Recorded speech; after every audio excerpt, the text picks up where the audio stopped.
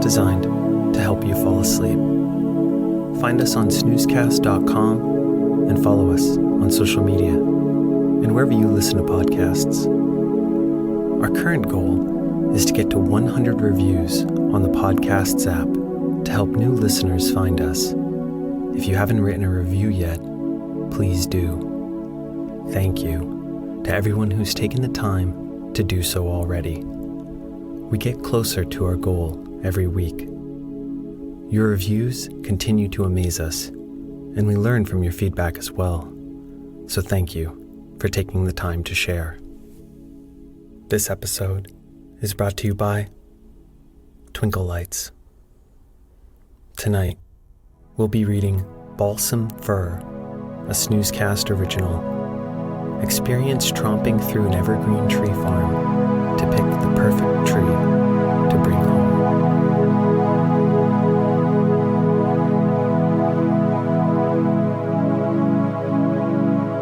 Let's get cozy. Close your eyes.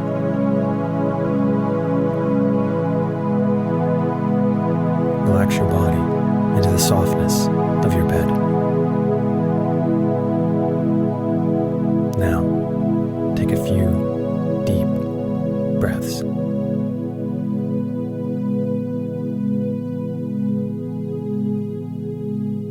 Red mittens grip the handle of a metal cart bouncing down a gently sloping path. Orderly rows of stout pines are all around. The sound of heavy boots stepping purposefully through deep, wet snow and the weak crunch of sneakers following in those footprints fill the brisk air. Altogether, there are 8 people walking down an old cart path. Beneath the snow, there are deep grooves in the earth. During the muddy spring, the never quite long enough summer, and the busy fall, when leaves litter the green fields, a tractor putters up and down the path twice each day, pulling a wagon laden with hay. Its destination is the farm's farthest field where its herd of cattle grazes. Sometimes the wagon is loaded with a variety of tools. These are used to tend to wood-slatted gates, as well as modern ones that have been tempered with steel. Even though the modern gates are, by any reasonable measure, simpler to repair and sturdier than their antique cousins, both are equally adept at keeping cattle in and unwanted critters out of the fields. And so, despite the extra work required to replace the wooden slats every few years, farmhands still swing open the ancient gates, allowing easy passage for cattle, tractors, and people. The march down the snowy path ends in front of one of these gates, which is unexpectedly locked. Beyond the wall, there are many rows of pine trees. This farm cultivates 3 different varieties: balsam firs, Douglas firs, and Scots pine, each species possessing its own particular charms. Balsam firs, Douglas firs, and Scots pine are all growing in this field. Each has its own subtle scent, but the fragrance of the balsam fir, which is slightly bracing with sweet and woody notes, beckons strongest. Flat, deep green needles sprout from the balsam fir's branches. Its needles are only a bit shorter and stiffer than those found on the Douglas fir. Those vibrant green needles are soft and full, which give the trees a slightly plump appearance. Of the different types, Scots pine is the rarest on the tree farm. To be sure, the Scots pine has a small yet vocal fandom. A tree has not yet been bred which sheds fewer needles after being cut than the Scots pine. Its sturdy branches reach upward, ready to support all manner of decoration. It is far superior by that pair of arboreal metrics, but the Scots pine has one nearly irredeemable flaw. The needles covering its branches are far, far sharper than those of balsam and Douglas firs. Grasping the trunk of one of the friendlier firs with an ungloved hand is possible, and though it's not impossible to reach for a Scots pine in the same manner, it is painfully unwise. Tied atop each of the trees for sale are cloth ribbons. Red ones mark the balsam firs. Blue ones hang from the top branches of the Douglas firs. White ribbons flutter over the elusive Scots pines. Near the gate, the pair of red mittens releases the metal cart, leaving it at rest in the snow. A wall borders both sides of the gate. The group climbs over the barrier, one by one. During the scramble, a red bow saw carefully passes from one gloved hand to another over the cold stones. Once all are over the wall, the group fans out into the field of trees, leaving behind footprints in the previously undisturbed snow. After 5 minutes, many sets of meandering tracks have appeared. The paths weave in and out of the rows of trees and encircle the more appealing pines. Nearly every tree in the field was thoughtfully evaluated on the following criteria: size, shape, and sharpness. A brief and bare-handed encounter with one of the few Scots pines swiftly eliminated it as a viable choice. After the incident, only those trees growing beneath the plentiful red and blue ribbons were inspected. One of the trees elicits a cry of surprise. The group gravitates toward the sound, which was uttered upon seeing a balsam fir. It is too wide on the bottom, all agree, but its unusually thick branches give it a cheerful robustness. There's something else, though. The fullness of the branches also had the curious effect of creating an inviting darkness in the center of the tree, making it appear slightly out of place. Perhaps the tree longed for the corner of a snug home where its silvery needles would reflect the orange glow of firelight. The saw flashes in the sun as a young woman accepts the surprisingly light blade.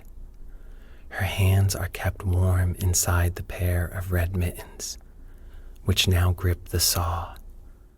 She crouches down near the tree's lower branches and sets the teeth against bark. As the blade slides back and forth, sawdust falls and skitters across the snow as the saw cuts deeper and deeper. A cheer sounds when the task is done. The tree had fallen slowly and then bounced, buoyed by its own numerous branches, before coming to a rest on the ground. Standing now, The young woman smiles as she rests her right elbow against her side. In her hand, the saw is held upright. A picture is taken for the occasion. Now the work begins. 2 hands, each belonging to a different person, reach down and grip a pair of thick branches near the tree's base. Once hoisted, it is then pulled through the field. The needles leave a trail of scratched snow in their wake. Upon reaching the wall, it's lifted over into the waiting hands of those who had already hopped to the other side. After passing over the granite boundary, the tree is placed in the steel cart. The red mittens once again grip the metal handle, this time joined by a pair of black leather gloves and 2 thin cotton gloves, bright blue. The walk back up the hill is brisk. Winter sunsets are brief in these fields, as light refuses to linger in the thin, cold air. The scent of wood smoke grows stronger as the walkers near a merry scene unfolding at the top of the hill. There, farmhands matter-of-factly fasten trees to cars parked in a semicircular drive located just in front of the farmhouse. Balls of green twine unravel as they fly back and forth over car hoods and trunks, growing smaller with each pass. A brief scritch is heard moments before each tree is finally secured, the sound of a blade severing a scratchy twine. Arriving now at the lot, the group parts way for the time being. Some head beneath a tent where 9 felled trees lean against a rough-hewn rack of timber. The trees are lit well by 4 bulbs hung, 1 in each corner of the tent.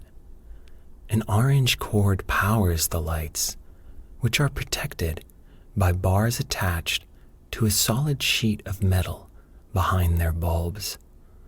A more festive set of lights, strung from each of its 4 corners, hangs lazily outside of the tent.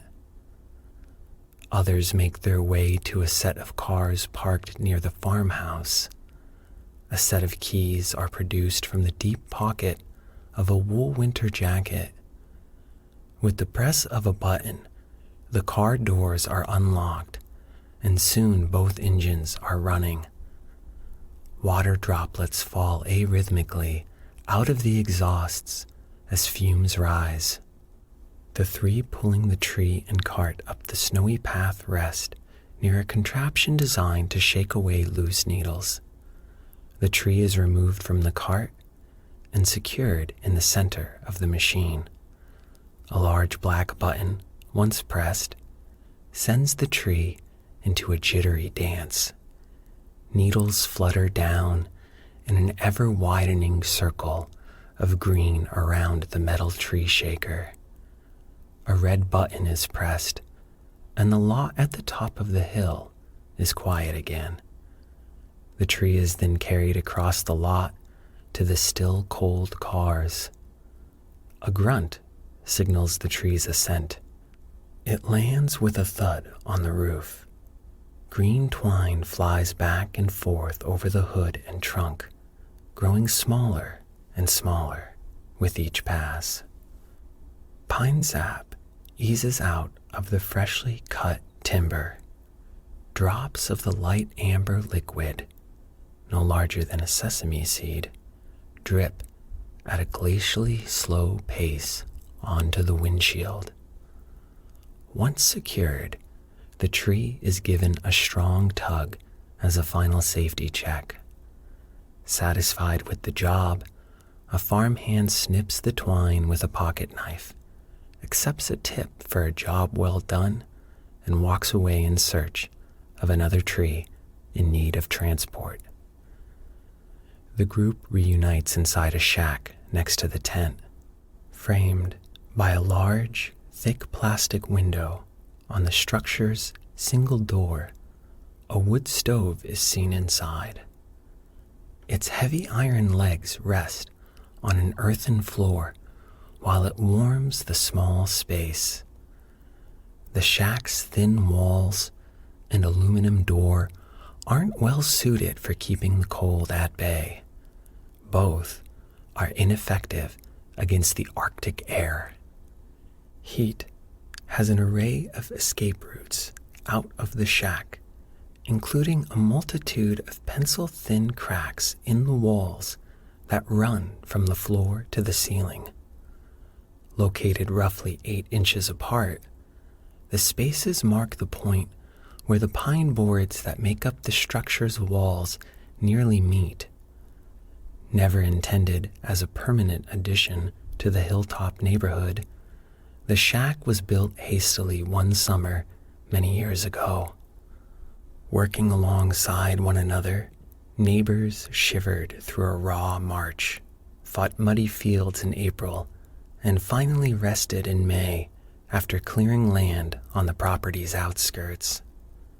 At the end of the job, oaks, maples, and birches, stripped of their branches, lay stacked throughout the new fields. Straining side by side, teams of horses pulled carts heavy with timber up the hill. Larger carts, pulled by larger horses, arrived daily for 7 consecutive days to ferry the logs from the hilltop to nearby sawmills. Some of the timber was sent further away. Its destination, a seaside city where the logs were loaded into the holds of ships headed south to distant customers. The following spring, in freshly tilled fields, hay seeds were planted, driven into the soil by horse-powered plows. In summer, the fields were thick and green with the tall grass. By fall, the grass lay bundled in scattered bales. During winter, a handful of bales were stored in the small shack at the top of the hill. Inside, air, pleasantly warmed by well-fed flames, drifts away from the wood stove, circulating through the center of the structure before dissipating through cracks in the walls. The warming station is sparsely furnished. 3 folding chairs sit in one corner. The center chair directly faces the wood stove, while its 2 companions are slightly angled inward in such a way that occupants can't help but be drawn into a conversation. On the front wall, immediately to the right of the dented aluminum door, there is a wide wooden counter made of oak. On top of the counter, there are a few items of note. At the end of the counter, there is a large lock box holding cash from the day's sales. In the center of the counter, there is a stack of paper cups turned upside down, set next to a carafe. Hot chocolate pours from the stainless steel container into one of the paper cups, cradled by the red mittens. The hot chocolate is savored, and only when it's gone does the group exit the shack and starts the brief walk back to the cars waiting in the semicircular lot. The vehicles will soon be pulling out onto the seldom used byway adjacent the tree farm. Known as Wine Road, it ends, or begins, as some like to think, in the village's sparse center, where it joins Hardwick Lane. 4 buildings are clustered around a T-shaped intersection. A church capped with a bell tower that still rings out anchors the tiny neighborhood near where the roads meet. The farmhouse sits on the other side of the street. 2 other buildings can be seen across the road, and within close view of the other buildings is this rural neighborhood. The larger of the pair, a 2-story brick home carrying black shutters, had once been the village's school. Etched in a stone archway above the front door is the year it was built, 1883. The neighboring home was built 50 years later, giving the quiet corner a welcome symmetry. Passengers are kept warm inside the cold cars beneath heavy coats, colorful scarves, and thick hats. After the frost coating on the windshield melts, the cars shift into drive and leave the lot. The passengers remove their heavy coats, colorful scarves, and thick hats to settle in for what will be a long, uneventful drive through the darkening fields and forests of the surrounding countryside. The car pulls onto Wine Road, turning right, away from the T-shaped intersection and down the hill. The tree farm passes by outside the passenger side windows. Rows upon rows of balsam firs, Douglas firs, and Scots pine move by rapidly in a quick succession of green and white. The effect is similar to that of watching a film reel, only if it were slowed down to half its normal run speed. 500 yards away from the Trees Farms lot, Wine Road leaves the open countryside and enters a deep wood. Beneath the bare canopy, the car's headlights put fleeting spotlights on the snow piled high on the sides of the road as it snakes left and right through the thick wood, while simultaneously rising and falling over the many small hills of the rolling landscape. Eventually, Wine Road exits the wood and again is surrounded by open space. Hay-filled in the summer months, the fields at this end of the town are resting beneath a blanket of snow. The sun has long since passed beneath the horizon, yet among the open fields, it's unnaturally bright for this time of evening. Hanging high overhead, the moon reflects the unseen sun's light onto the snowy fields, where the snow scatters the pale beams further. The light, muted as it is, brilliantly illuminates the landscape. Inside the car, the passengers would have found it bright enough to read by the moonlight had they thought to bring books for the trip. Up ahead, a stop sign brings the car to a halt at the intersection where Wine Road ends. The juncture leads to a wider, better maintained, widely traveled highway.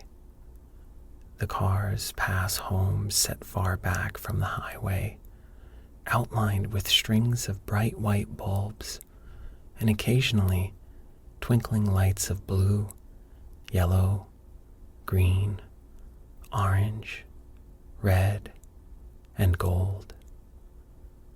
As the tree farm grows more and more distant with each passing mile, the landscape changes again. More homes and fewer fields pass by the cars now. Snowbanks piled high on both sides of the road are broken intermittently by icy, darkened streets running perpendicular to the main highway. A sign appears on the side of the road. It's green with white letters. The number 25 is painted on the sign, along with the letters M, P, and H. A village comes into view. The sidewalks are wide and lined with street lamps. Wreaths festooned with large red bows are tied to the lamps. Twinkling lights have been suspended up and down the avenue. They sway back and forth very gently in the icy breeze. 2 passengers are missing this arrival. Both have fallen soundly asleep in the back seat. Their heads rest on folded scarves pressed against window panes. A light snow begins to fall. Flakes from the unexpected squall dance in the beams that are lighting the way forward. They fly swiftly out of the dark night. These points of light, swirling all around, become a field of stars. The steady hum of the radiator, the slow pace of the car, and the dreamy scene unfolding in front of the windshield all lull the third passenger into a deep, restful sleep. The ride is almost over. The village has faded from view, and the road is again passing through a dark wood. The snow has stopped, and the night is still. Stars are overhead, shining brighter than usual in the winter air. They twinkle softly in a cold, quiet hour beyond midnight.